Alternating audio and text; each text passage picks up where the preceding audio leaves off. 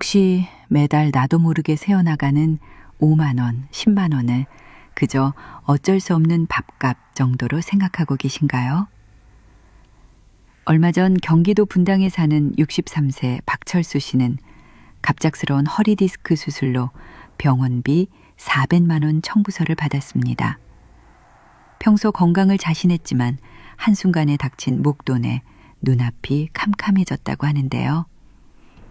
혹시 박철수 씨가 무심코 썼던 그 돈, 월 10만 원만 아꼈더라면 어땠을까요? 이미 현명한 어르신들은 절대 여기에 돈을 쓰지 않습니다. 오늘 이 영상을 놓치시면 내 노후를 갉아먹는 돈도둑을 평생 잡지 못할지도 모릅니다. 과연 부자들은 돈 쓸 가치가 없다고 잘라 말하는 5가지, 도대체 무엇일까? 이른돌의 김만덕 씨는 장수시장 모퉁이 채소 가게의 단골이었다. 가게 주인인 옥자 씨가 아무리 말려도 그의 장바구니는 늘 한가득이었다. 아이고, 형님. 혼자 사시는 양반이 배추를 3통이나 사서 뭘 하시려고 그래요. 지난번 무도 아직 다 못 드셨을 텐데. 옥자 씨의 잔소리는 애정이 섞인 시장의 배경음악 같았다. 김만덕 씨는 그저 허허 웃으며 주름진 손으로 빳빳한 10,000원짜리 몇 장을 건넸다. 사람 사는 게 다 여유가 있어야 하는 법이야. 냉장고가 넉넉해야 마음도 든든한 거 아니겠어. 그의 말에 옥자 씨는 더는 말리지 못하고 덤으로 파 한 단을 더 얹어주었다. 그가 아는 김만덕은 평생을 공장에서 쇠 깎는 일을 하다 3년 전 아내를 먼저 보낸 고집세고 속정 깊은 영감님이었다. 삐걱거리는 대문을 열고 들어선 집에는 냉기가 감돌았다. 아내가 떠난 후 집은 온기를 잃었다. 그는 현관에 들어서자마자 습관처럼 아내의 영정사진을 향해 중얼거렸다. 여보, 나왔어. 오늘 배추가 실한 게 당신이 좋아하던 통영산이더라고. 대답 없는 사진 속 아내는 여전히 곱게 웃고 있었다. 그는 한숨과 함께 무거운 장바구니를 부엌에 내려놓았다. 냉장고를 열자 옥자 씨의 말대로 시들기 시작한 무와 끝이 무른 애호박이 눈에 들어왔다. 이걸로 뭘 해먹나.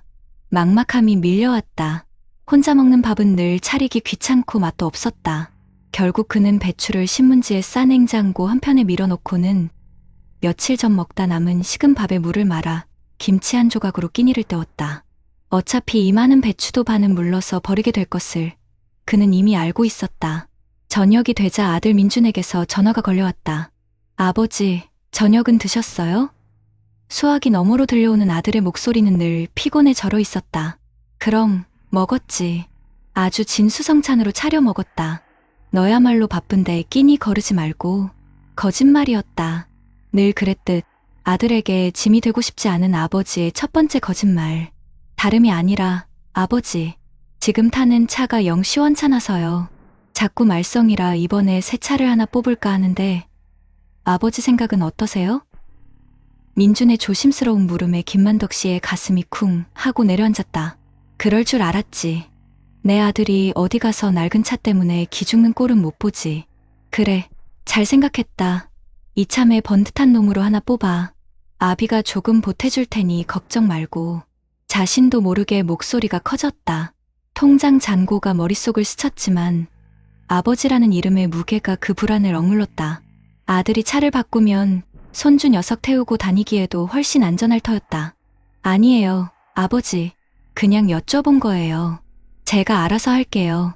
민준이 손사래를 쳤지만 김만덕 씨는 이미 마음을 굳힌 뒤였다. 전화를 끊고 그는 양복장 깊숙한 곳에 넣어둔 낡은 통장을 꺼내 들었다. 아내와 함께 악착같이 모았던 돈이었다. 아내가 세상을 떠나기 전, 영감, 이 돈 함부로 쓰지 말고 꼭 당신 몸 아플 때 써요. 라고 신신당부했던 마지막 유산. 하지만 아들의 번듯한 새 차와 자신의 낡은 몸뚱이를 저울질했을 때 저울은 이미 한쪽으로 기울어 있었다. 아버지의 체면, 그것은 때로 자신의 건강보다 무거웠다. 그날 밤 그는 잠을 설쳤다. 어쩐지 등과 허리가 뻐근하게 아파왔다. 대수롭지 않게 여기려 애썼다. 며칠 뒤 김만덕 씨는 오랜만에 동네 친구들과의 점심 약속에 나섰다. 퇴직 후에도 여전히 좋은 옷에 번쩍이는 시계를 차고 나온 친구들 틈에서 그는 괜히 위축되는 자신을 발견했다. 만덕이 자네는 여전하네. 그렇게 아끼면 그 돈 다 싸들고 갈 건가? 친구의 농담 섞인 말에 그는 발끈하며 손을 내저었다. 무슨 소리? 오늘은 내가 한턱 쏘지. 제일 비싼 걸로들 시키게. 그는 마치 자신의 건재함을 증명이라도 하듯 무리해서 값비싼 한정식 값을 치렀다. 지갑은 얇아졌지만 으스해진 어깨는 잠시나마 그를 뿌듯하게 만들었다. 그래, 아직 죽지 않았어.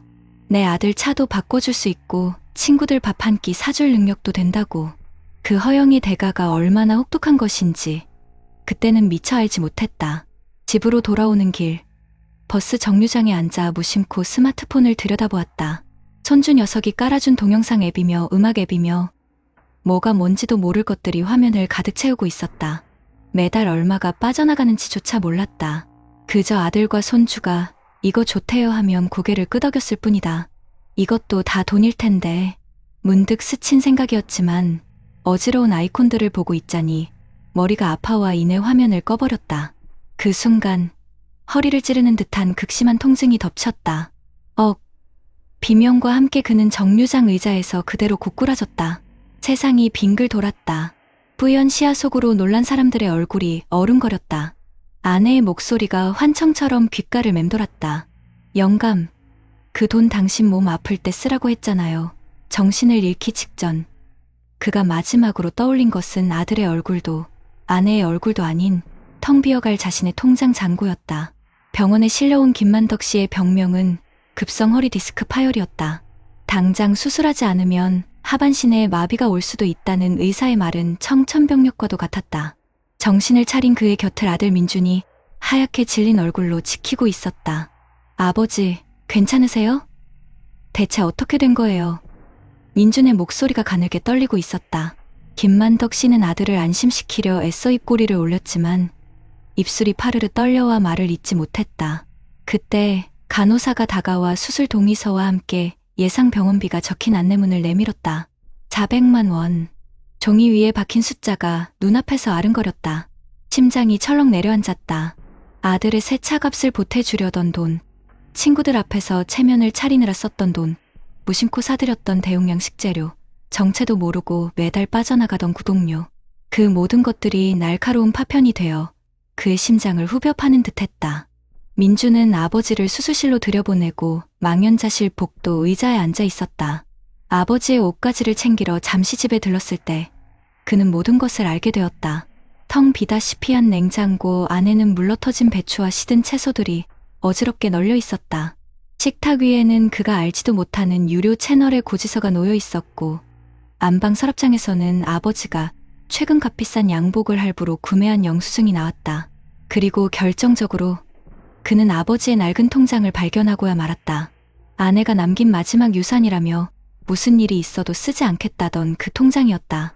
페이지를 넘길수록 그의 손이 부들부들 떨렸다.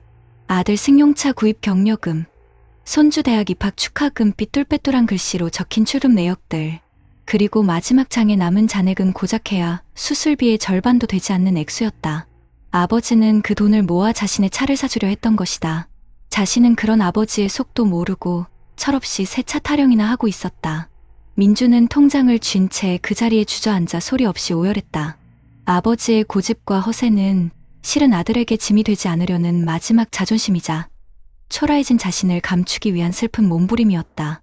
매달 나도 모르게 새어나가는 몇만 원, 친구들 앞에서 떳떳하고 싶어 썼던 몇십만 원, 그 돈들이 모여 아버지의 수술비를, 아버지의 생명을 갉아먹고 있었던 것이다. 수술을 마치고 마취해서 깨어난 김만덕 씨의 눈에 퉁퉁 부은 아들의 얼굴이 들어왔다. 민주는 아무 말 없이 낡은 통장을 아버지의 눈앞에 내밀었다. 김만덕 씨는 차마 고개를 들지 못했다. 평생을 떳떳하게 살아왔다 자부했는데 가장 사랑하는 아들 앞에서 가장 부끄러운 모습을 보이고 말았다. 아들의 원망 섞인 눈초리를 마주할 자신이 없었다. 죄송해요, 아버지. 제가 다 잘못했어요. 예상을 뒤엎은 것은 아들의 목소리였다. 민주는 아버지의 거친 손을 잡고 뜨거운 눈물을 뚝뚝 흘렸다. 제가 좀 더 자주 찾아뵙고 아버지 힘드신 거 헤아렸어야 했는데 아버지 혼자 이런 짐을 지게 해드려서 정말 죄송해요. 그제야 김만덕 씨는 참았던 눈물을 터뜨렸다. 주름진 얼굴 위로 뜨거운 회한의 눈물이 하염없이 흘러내렸다.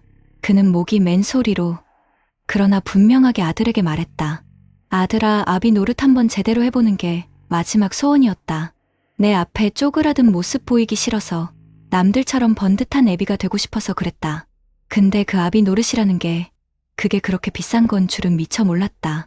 그것은 변명이 아닌 한평생 자식만을 위해 살아온 늙은 아버지의 뒤늦은 고백이었다.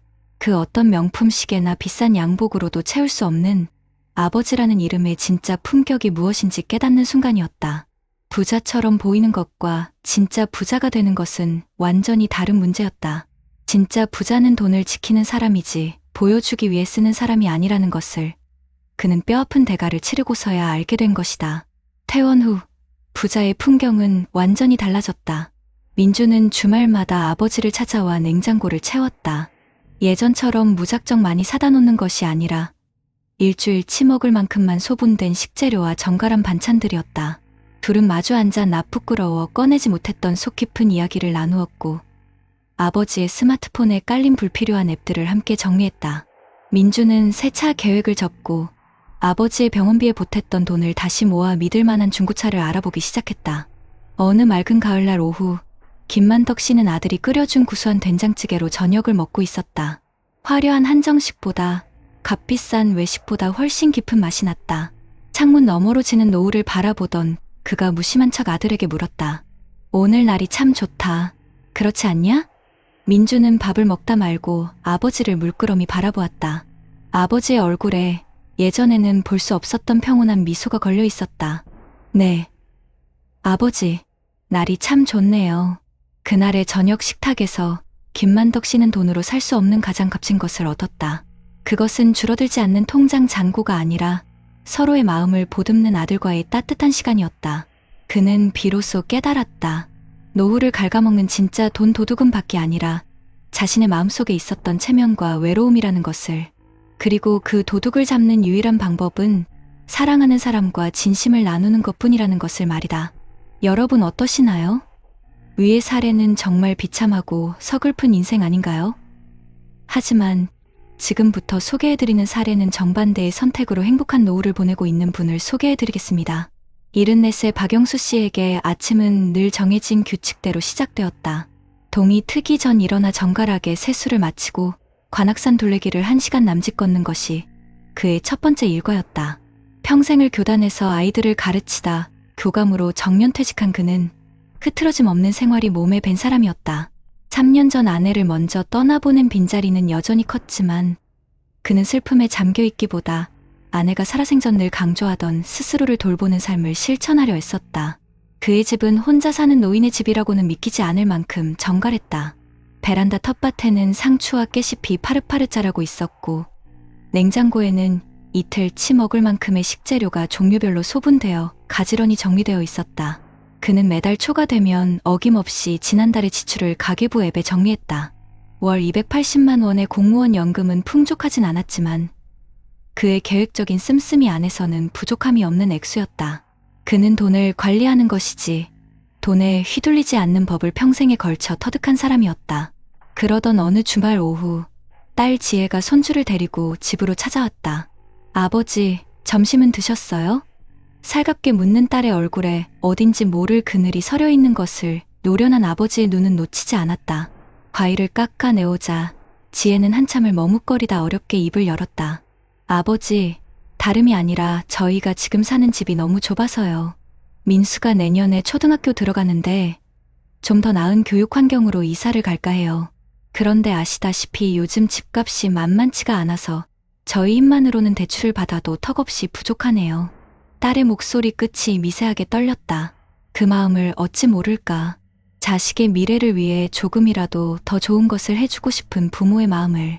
김만덕 씨였다면 당장 통장을 내어주며 아비가 힘이 되어주겠다고 큰 소리쳤을지도 모른다.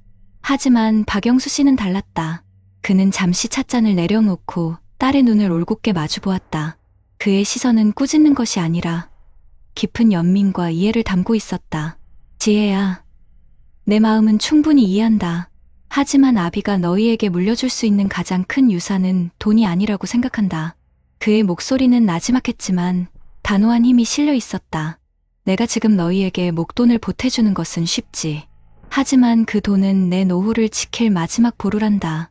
내가 내 몸 하나 건사하지 못하고 너희에게 짐이 되는 순간 그 돈의 몇 배가 더 큰 고통으로 돌아올 수 있어. 그건 내가 진정으로 너희를 위하는 길이 아니야. 그는 서랍에서 낡은 서류철 하나를 꺼내왔다. 그 안에는 그가 수십 년간 정리해온 재정 서류와 지혜 부부의 현재 소득과 지출을 분석한 종이가 들어있었다. 대신 내가 다른 방법으로 너희를 돕고 싶구나. 민수를 내가 주 3일은 봐주마. 내가 그 시간에 다시 일을 시작해서 수입을 늘리는 건 어떻겠니? 그리고 이사 갈 지역의 정보를 내가 발품 팔아 알아봐 주마. 무리해서 빚을 내는 것보다 지금 상황에서 최선의 선택을 할 수 있도록 아비가 지혜를 보태주마. 돈 대신 시간과 지혜를 내어주겠다는 아버지의 말에 지혜는 처음엔 서운했지만 이내 깨달았다. 이것이야말로 아버지가 자신에게 줄 수 있는 가장 현실적이고 진실된 사랑이라는 것을. 아버지는 자식의 인생에 무책임하게 돈을 던져주는 것이 아니라 스스로 일어설 수 있도록 곁에서 든든한 버팀목이 되어주고자 했던 것이다. 그날 부녀는 밤늦도록 머리를 맞대고 현실적인 미래 계획을 세웠다. 돈 이야기가 아닌 진짜 사는 이야기를 나누며 서로의 마음은 한 뼘 더 가까워졌다. 며칠 뒤 박영수 씨는 오랜 교직 동료들과의 점심 모임에 나갔다. 한 친구가 새로 뽑은 번쩍이는 외제차를 자랑하며 으스댔다. 박 교감은 아직도 그 10년 넘은 차 끌고 다니나? 이 사람아, 연금도 꼬박꼬박 나오는데 좋은 차 한 대 뽑지 그러나. 친구의 부추김에도 그는 그저 온화하게 웃을 뿐이었다. 나는 이 차가 아직 쌩쌩하고 좋네. 내 팔이 되어주는 것만으로도 고맙지. 그 돈 아껴서 1년에 한 번씩 무릎 관절 주사 맞는 게 나한테는 더 중요해. 그의 말에 좌중은 잠시 숙연해졌다. 그는 값비싼 한정식집 대신 모두의 학창시절 추억이 깃든 허름하지만 맛깔난 백반집으로 약속 장소를 정했다. 뜨끈한 국밥 한 그릇을 앞에 두고 그들은 돈 자랑이나 자식 자랑 대신 지나온 세월과 건강에 대한 이야기를 나누었다. 박영수 씨의 주름진 얼굴에는 자신의 선택에 대한 확신과 평온함이 가득했다. 그는 알고 있었다. 노년의 품격은 번쩍이는 차나 비싼 시계가 아니라 건강한 몸과 흔들리지 않는 삶의 철학에서 나온다는 것을. 집으로 돌아온 그는 현관 앞에 놓인 택배 상자를 들고 들어왔다. 얼마 전부터 무릎이 시큰거린다는 것을 느끼고 곧장 병원을 찾았던 그는 의사의 권유에 따라 꾸준히 물리치료를 받는 한편 관절에 좋다는 영양제를 인터넷 최저가로 주문한 참이었다. 호미로 막을 것을 가래로 막는다는 옛말을 그는 삶의 지표로 삼았다. 문제가 생기기 전에 살피고 작은 돈을 들여 큰 병을 막는 것이야말로 최고의 재테크라고 믿었다. 그는 스마트폰을 열어 오늘 지출한 교통비와 식비, 영양제 값을 가계부 앱에 꼼꼼히 기록했다. 화면 한 구석에 불필요한 유료 앱 구독을 해지하여 월 12,000원을 절약했습니다라는 알림이 떠 있었다. 그는 만족스러운 미소를 지었다. 티끌 모아 태산이 아니라 티끌이 새어나가지 않게 막는 것이 곧 태산을 지키는 길이었다. 어느 맑은 가을날 저녁 그는 딸 지혜가 정성껏 만들어다 준 밑반찬으로 소박하지만 영양 가득한 저녁상을 차렸다. 창밖으로 물드는 붉은 노을을 바라보며 그는 생각에 잠겼다. 만약 그때 딸에게 덜컥 목돈을 내주었다면 어땠을까? 아마 지금쯤 불안한 마음에 잠을 설치고 작은 통증에도 덜컥 겁부터 냈을 것이다. 하지만 그는 자신의 노후를 지켰고 그로 인해 딸의 가정도 스스로의 힘으로 미래를 계획하는 법을 배우게 되었다. 전화벨이 울렸다. 소화기 너머로 딸의 밝은 목소리가 들려왔다. 아버지, 저 파트타임 일자리 구했어요. 아버지가 민수 봐주시니까 훨씬 수월할 것 같아요. 정말 감사해요. 딸의 목소리에는 원망이 아닌 희망과 감사가 담겨 있었다. 전화를 끊은 박영수 씨는 조용히 끓여놓은 결명자차를 한 잔 따랐다. 구수한 차향이 집 안 가득 퍼졌다. 그는 돈으로 채울 수 없는 충만함이 무엇인지 비로소 온몸으로 느끼고 있었다. 그것은 불어나는 통장 잔고가 아니라 서로를 존중하고 신뢰하는 가족 관계 속에서 피어나는 단단한 행복이었다. 그는 노후를 위협하는 가장 큰 적이 없음이 아니라 남과 비교하는 욕심과 미래를 외면하는 안일함이라는 것을 알고 있었다. 그리고 그 적을 이기는 가장 강력한 무기는 바로 자기 자신을 끝까지 책임지려는 건강한 이기심과 사랑하는 이들과의 진솔한 소통이라는 것을 그의 평온한 저녁이 말해주고 있었다. 앞선 사례들을 잘 보셨나요? 이런 문제들과 관련해서 전문가들과 통계 자료회를 소개해드리겠습니다. 방금 보신 김만덕 어르신의 이야기는 그저 한 개인의 안타까운 사연이 아닙니다. 우리나라가 경제적으로는 크게 성장했지만 노인 빈곤율만큼은 세계 최고 수준이라는 불명예를 안고 있는 현실. 바로 그 현실의 축소판이라고 할 수 있습니다. 통계를 보면요. 우리나라 어르신 10분 중에 4분 가까이가 빈곤에 시달리고 있다고 합니다. 다른 선진국들과 비교하면 엄청나게 높은 수치죠. 많은 전문가들은 이 문제의 가장 큰 원인 중 하나로 바로 자녀를 꼽습니다. 이게 무슨 말이냐고요? 과거 우리 부모님 세대는 본인들 노후 준비는커녕 자식들 교육시키고 또 위로는 부모님 부양하느라 허리가 휘었습니다. 그렇게 평생을 바쳤는데 이제 다 큰 자식들이 결혼한다, 집 사야 한다, 사업 자금을 대달라 하면서 마지막 남은 노후 자금까지 가져가는 악순환이 계속되고 있다는 겁니다. 김만덕 어르신이 아들 새 차 사주려고 아내분의 유산에까지 손을 대려고 했던 마음. 이게 바로 내리사랑이라는 이름으로 포장된 비극인 거죠. 전문가들은 단호하게 말합니다. 자녀에게 섣불리 돈을 지원하는 순간 내 노후의 주도권은 완전히 자식에게 넘어가 버리는 거라고요. 이게 바로 노후 파산으로 가는 지름길이라고 경고하고 있습니다. 여기에 또 다른 그림자가 있습니다. 바로 체면입니다. 김만덕 어르신이 친구들 앞에서 괜히 비싼 밥값을 턱턱 내는 모습, 혹시 남의 일 같지 않은 분들 계신가요? 평생 사회에서 인정받고 살다가 은퇴하고 나니 내 존재감이 작아지는 것 같고, 그래서 돈으로라도 내 위치를 확인받고 싶어 하는 마음이 드는 겁니다. 어떤 교수님은 이런 체면, 소비가 마치 가랑비에 옷 젖는 것처럼 무섭다고 하셨습니다. 한 번, 두 번은 괜찮겠지 싶지만 결국에는 소중한 노후 자산을 야금야금 갉아먹는 무서운 독이 되는 거죠. 또 김만덕 어르신이 스마트폰에서 매달 돈이 빠져나가는 걸 모르고 계셨던 것처럼 나도 모르게 새는 돈도 문제입니다. 요즘 어르신들 스마트폰 다들 쓰시지만 이걸 제대로 관리하는 분은 많지 않습니다. 이런 자동 결제에 덫에 한 번 걸리면 내 통장에 구멍이 뚫린 줄도 모르고 계속 돈이 새어나가는 겁니다. 그리고 가장 결정적인 건 바로 건강입니다. 허리 좀 아픈 걸 대수롭지 않게 넘겼다가 결국 큰 수술을 받게 된 김만덕 어르신처럼요. 실제로 65세 이상 어르신 한 분이 1년에 쓰는 병원비가 평균 540만 원이 넘는다고 합니다. 전체 생활비의 거의 절반 가까이를 병원비로 쓰는 셈인데, 만약 큰 병이라도 얻게 되면 그동안의 노후 계획은 한순간에 물거품이 되는 겁니다. 호미로 막을 것을 가래로 막는다는 옛말이 정말 뼈아프게 다가오는 대목이죠. 반면에 박영수 어르신은 완전히 다른 삶을 보여주셨습니다. 이분의 삶의 방식에 바로 안정적인 노후를 위한 정답이 숨어 있습니다. 첫째는 재산을 불리는 것보다 매달 들어오는 돈, 즉 현금 흐름을 철저히 관리하는 겁니다.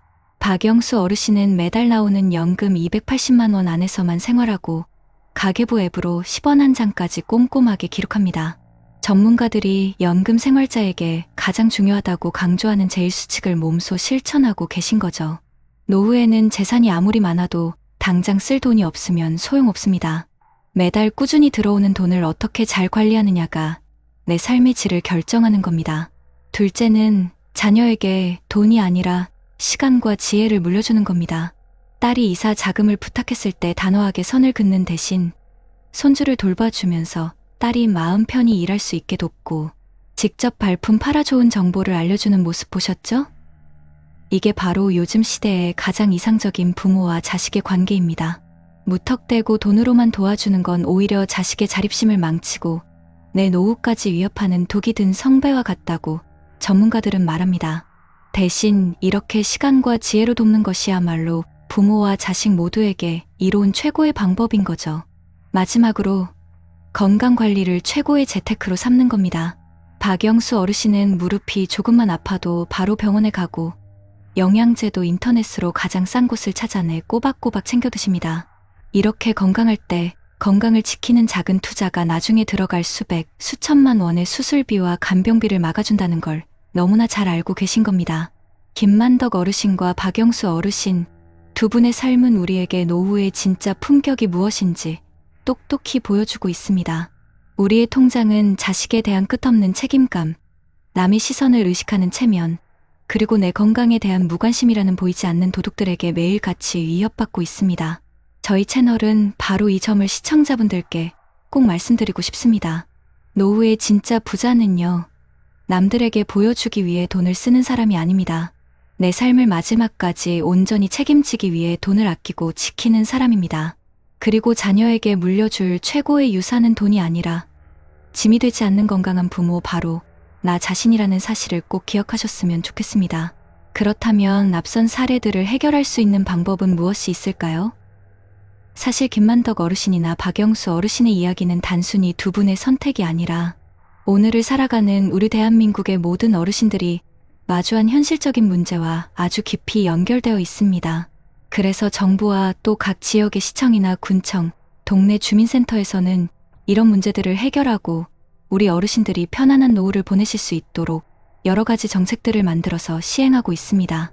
먼저 우리 김만덕 어르신이 아들 차를 덜컥 사주거나 친구들 앞에서 괜히 무리해서 돈을 썼던 문제, 이른바 자녀 리스크나 체면 소비라고 하죠.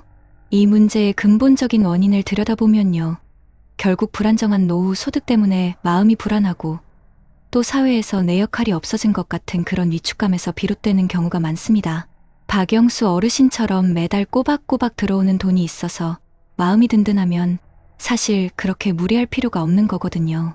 그래서 나라에서는 이런 부분들을 도와드리기 위해서 여러 가지 제도를 두고 있습니다.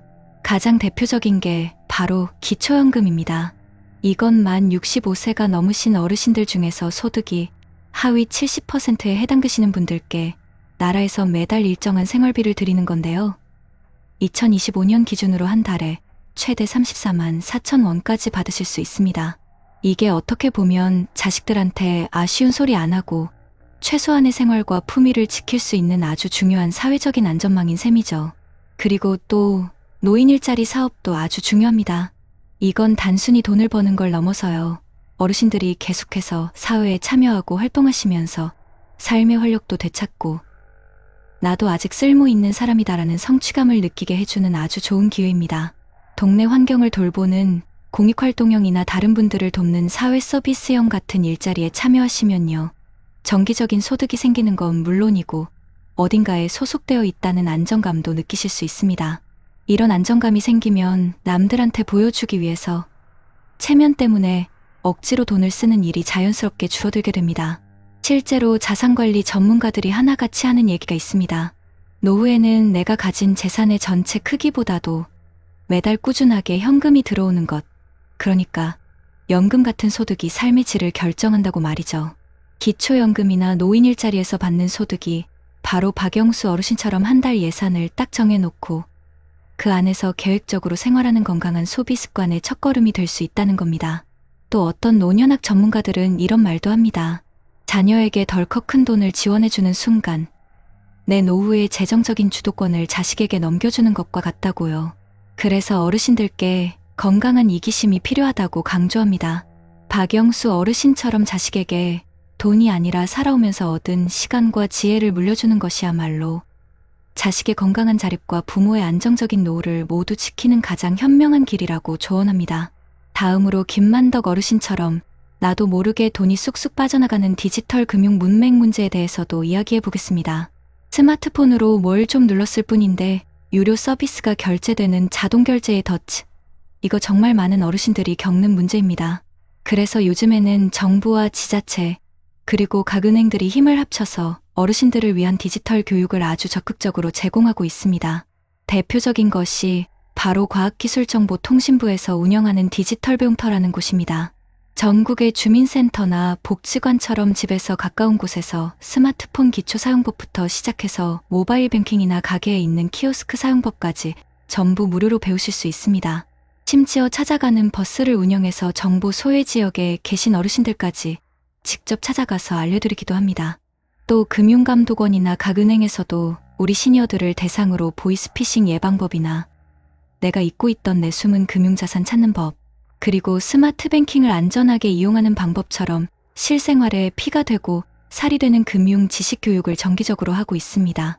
IT 교육 전문가들 말에 따르면 우리 어르신들께는 어려운 용어 써가면서 한 번에 알려드리는 것보다 옆에서 차근차근 반복적으로 그리고 1대1로 맞춤형으로 알려드리는 게 가장 효과가 좋다고 합니다. 그러니까 디지털 배움터 같은 현장 교육에 꼭 한번 참여해보세요.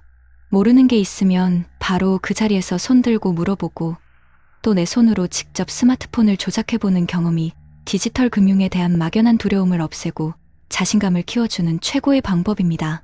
마지막으로 의료비 폭탄을 막는 방법에 대해서도 알아보겠습니다. 김만덕 어르신이 허리 통증을 그냥 참고 지내시다가 결국 큰 수술을 받게 된 것처럼 호미로 막을 것을 가래로 막는 경우가 노년에는 정말 많습니다. 박영수 어르신처럼 건강할 때 미리미리 건강을 챙기는 예방적 건강관리가 사실은 최고의 재테크입니다. 그래서 정부에서도 이런 인식을 널리 알리고 어르신들의 건강을 지켜드리기 위해서 여러 제도를 운영하고 있는데요. 우선 국가건강검진이 있습니다. 2년에 한 번씩 무료나 아주 저렴한 비용으로 기본적인 내 몸 상태를 점검해 볼 수 있는 아주 좋은 기회죠. 특히 만 66세 이상이 되면 인지기능장애나 골다공증처럼 노인성 질환에 대한 검사가 추가되기 때문에 큰 병을 조기에 발견하고 관리하는데 정말 큰 도움이 됩니다. 또 보건복지부에서 하는 1차 의료 만성질환관리 사업이라는 것도 있습니다. 이건 고혈압이나 당뇨병 같은 만성질환을 가진 어르신이 동네에 있는 단골의원에서 꾸준히 진료를 받으시면 병원비 본인 부담금을 깎아주는 제도입니다. 거기다 건강생활을 잘 실천하시면 1년에 최대 8만 원어치의 포인트를 건강생활실천지원금으로 돌려줘서 꾸준히 관리하시도록 응원도 해드립니다. 그리고 각 지역에 있는 보건소를 활용하시는 것도 아주 좋은 방법입니다. 보건소에서는 치매안심센터를 운영하거나 거동이 불편한 어르신들 댁으로 직접 찾아가는 방문 건강관리 서비스도 하고요. 운동교실이나 영양, 교실 같은 다양한 건강 증진 프로그램을 통해서 우리 어르신들의 건강을 가장 가까이에서 챙겨드리고 있습니다. 동네 의원의 가정의학과 전문의들은 이렇게 강조합니다. 노년기 의료비는 한번 터지면 가게에 정말 큰 부담을 주기 때문에 나라에서 해주는 건강검진 거르지 않고 만성질환을 꾸준히 관리하는 것만으로도 미래에 들어갈 어마어마한 의료비 지출을 막을 수 있다고요.